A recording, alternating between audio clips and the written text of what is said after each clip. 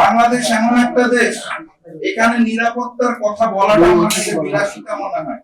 আপনারা জানেন গতকাল একজন কন্টেন্ট ক্রিয়েটরকে উঠিয়ে নিয়ে যাওয়া হয়েছে বাক স্বাধীনতার এই নতুন বাংলাদেশ সরকার বিরোধী কথাবার্তা ফেসবুকে দেওয়ার জন্য। নিরাপত্তাহীনতায় আমার মনে হয় বাংলাদেশে যারা অফিসিয়াল প্রোটোকল ছাড়া চলে, প্রত্যেকটা সাধারণ মানুষ, প্রত্যেকটা সাংবাদিক, প্রত্যেকটা রাজনীতিবিদ সবাই নিরাপত্তাহীনতায় ভুগে। এখন প্রশ্ন হচ্ছে, নিরাপত্তাহীনতায় ভুগে ঘরের ভিতরে, গর্তের ভিতরে অথবা মুচলেখা দিয়ে বিদেশে পালিয়ে যাব নাকি রাজপথে থাকবো, এটা হচ্ছে প্রশ্ন। আমরা আমাদের কার্যক্রম হাসিনা আমলেও আমরা গর্তে ঢুকি নাই, মুচলেখা দিয়ে বিদেশে পালাই নাই, এই আমলেও পালাবো না ইনশাআল্লাহ।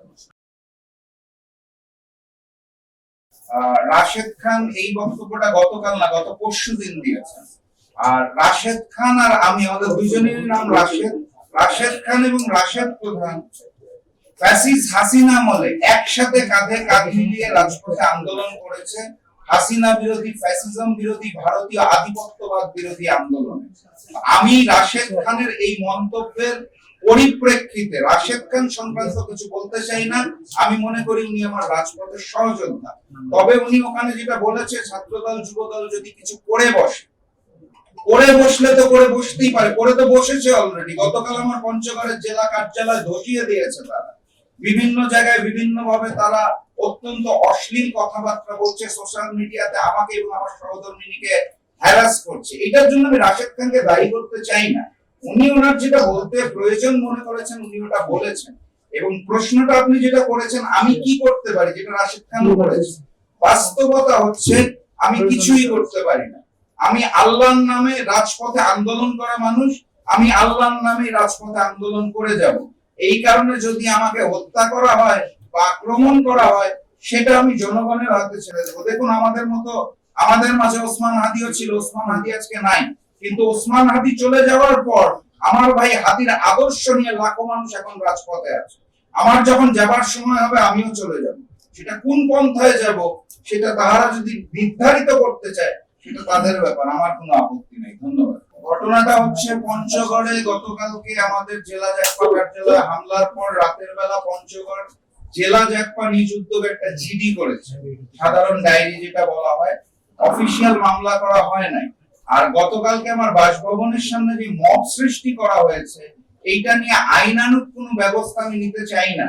আমি আমার প্রেস কনফারেন্সে লিখিত বক্তব্যে স্পষ্ট করে বলেছি, আমাদের স্বরাষ্ট্রমন্ত্রী সংসদে দাঁড়িয়ে বলেছেন মব কালচার উনি অ্যালাউ করবেন না।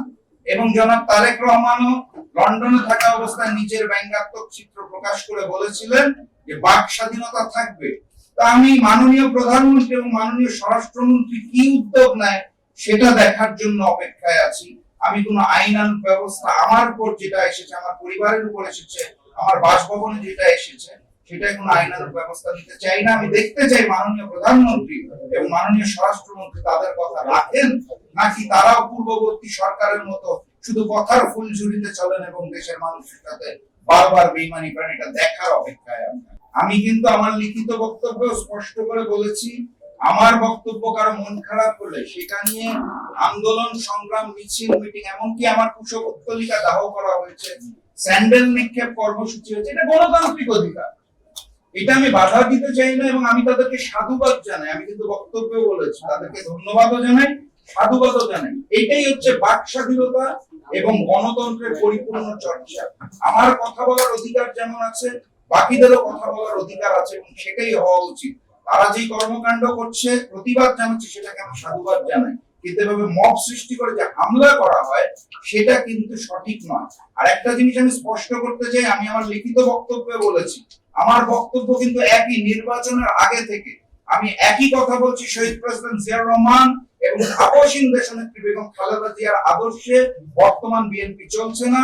জনাব তারেক রহমান চালাতে পারছেন না, উনি ওনার পরিবারকে কলঙ্কিত করেছেন। এই বক্তব্য আমি কমপক্ষে শতবার দিয়েছি। কেউ কোনো প্রতিবাদ করে নাই, প্রতিরোধ করে নাই, মত সৃষ্টি করে নাই। তারা একটি শব্দ, ওই পুরা গল্পটা সামারি একটি শব্দে যখন কুলাঙ্গার বলা হয়েছে, তখন তারা এটা নিয়ে ঝাঁপিয়ে পড়েছে। তো সেটা তো আমি লিখিত বক্তব্যে বললাম, ঠিক আছে আপনাদের সমস্যা যদি কুলাঙ্গার শব্দটাই হয় সেটার জন্য আমি দুঃখ প্রকাশ করেছি এবং কথা দিয়েছি এই শব্দ আর ব্যবহার করব না, কিন্তু বাকি বক্তব্য তো আমার একই, সেটা আমি বিগত কয়েক মাস ধরে দিয়ে আসছি, আগামীতেও। বাংলাদেশ এমন একটা দেশ, এখানে নিরাপত্তার কথা বলাটা আমার কাছে বিলাসিতা মনে হয়। আপনারা জানেন গতকাল একজন কন্টেন্ট ক্রিয়েটরকে উঠিয়ে নিয়ে যাওয়া হয়েছে বাক স্বাধীনতার এই নতুন বাংলাদেশে সরকার বিরোধী কথাবার্তা ফেসবুকে দেওয়ার জন্য। নিরাপত্তাহীনতায় আমার মনে হয় বাংলাদেশে যারা অফিসিয়াল প্রোটোকল ছাড়া চলে, প্রত্যেকটা সাধারণ মানুষ, প্রত্যেকটা সাংবাদিক, প্রত্যেকটা রাজনীতিবিদ সবাই নিরাপত্তাহীনতায় ভুগে। এখন প্রশ্ন হচ্ছে নিরাপত্তাহীনতায় ভুগে ঘরের ভিতরে, গর্তের ভিতরে অথবা মুচলেখা দিয়ে বিদেশে পালিয়ে যাব নাকি রাজপথে থাকবো, এটা হচ্ছে প্রশ্ন। আমরা আমাদের কার্যক্রম হাসিনা আমলেও আমরা গর্তে ঢুকি নাই, মুচলেখা দিয়ে বিদেশে পালাই নাই, এই আমলেও পালাবো না ইনশাআল্লাহ। না দেখুন, নিঃসন্দেহে আমি আপনাকে বলছি না যে অশ্লীল কোন কার্যক্রম প্রচারণাটা কোন সভ্য দেশের সভ্য কাজ। আমরা বহির্বিশ্বে যেটা দেখে থাকি এবং উন্নত বিশ্বে যেটা দেখে থাকি, জুলাই গণঅভ্যুত্থান পরবর্তী বাংলাদেশেও সেই বাক স্বাধীনতাটা আশা করি। অর্থাৎ একটা মানুষ, আমি শুধু রাজনীতিবিদের কথা বলছি না, একটা দেশের সাধারণ মানুষ যদি চায় যে সরকারের কার্যক্রম তার পছন্দ হচ্ছে না, তিনি সমালোচনা করবেন, সেটা অবশ্যই করতে পারেন, সেটাকে আমি বাক স্বাধীনতা বলি। অশ্লীল শব্দের কথা কিন্তু আমি এখানে একবারও মিন করিনি যে আপনারা যা খুশি তাই বলবেন। যে শব্দটা নিয়ে বিএনপির সমর্থক গোষ্ঠী খেপে গেল আমার বলা, এটা কোনো অশ্লীল শব্দ না। আপনারা যদি বাংলা ব্যাকরণ অথবা ডিকশনারিটা খুলে দেখেন, আমার ব্যাখ্যা যদি আপনাদের বিশ্বাস না হয় আপনারা পড়ে দেখবেন, এটা কোনো গালিগালাজ অথবা অশ্লীল শব্দ নয়।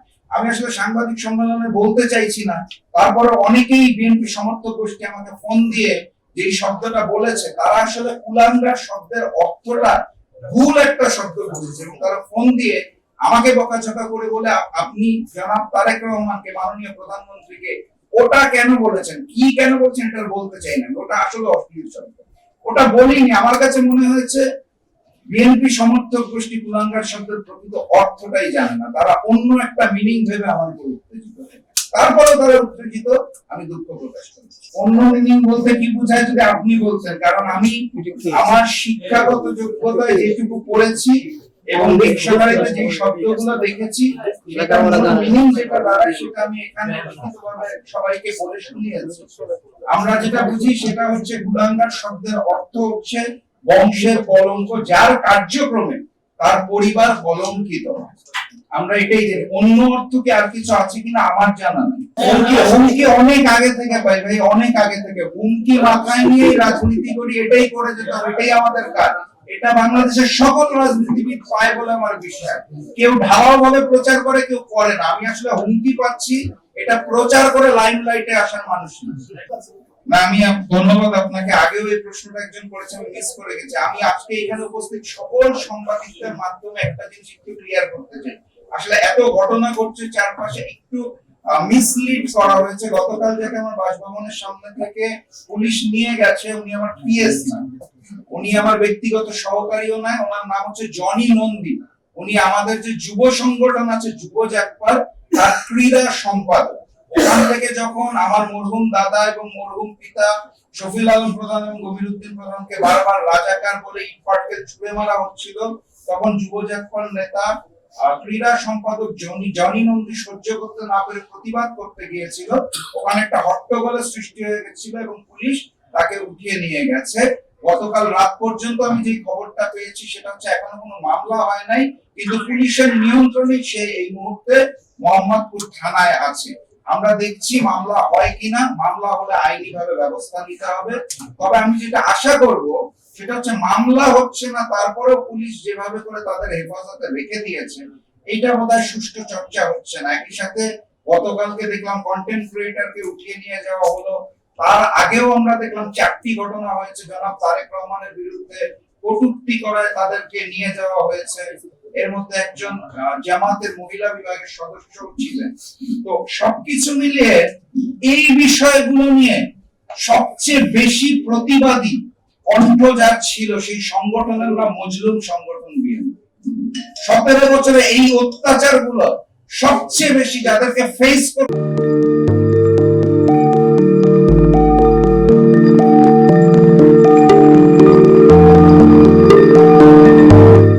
জানুয়ারি 2026 ইউটিউব জার্নালিজমের অগ্রদূত চেঞ্জ টিভি.প্রেস সংগ্রাম মুখর 7 বছর পেরিয়ে পা রাখলো গৌরবান্বিত 8 বছরে। এই আনন্দ প্রহরে সবাইকে নিরন্তর শুভেচ্ছা। আমি নিজেকে ধন্যবাদ মনে করি, আমি সৌভাগ্যবান চেঞ্জ টিভির পক্ষ থেকে আমার সাক্ষাৎকার নেওয়ার জন্য তারা আসছেন এবং চেঞ্জ টিভি দীর্ঘ 8 বছর ধরে এই কাজগুলি করছে। আমি তারা অনেক ভালো কাজ করেছেন, দেশের মানুষের সুখ দুঃখের কথা প্রত্যক্ষ তুলে ধরছেন। আমার আশা থাকবে চেঞ্জ টিভি সামনের দিকে উত্তরোত্তর আরো সমৃদ্ধি হবে। একটাই শুধু আমাদেরকে উপদেশ দিতে চাই তাদের কাছে, সেটা হচ্ছে সত্য কথাটা মানুষের সামনে তুলে ধরা, মানুষের ভিতরে কি চায় তাদেরকে তুলে। চেঞ্জ টিভি.প্রেস, এক ফোঁটা হলুদ নেই।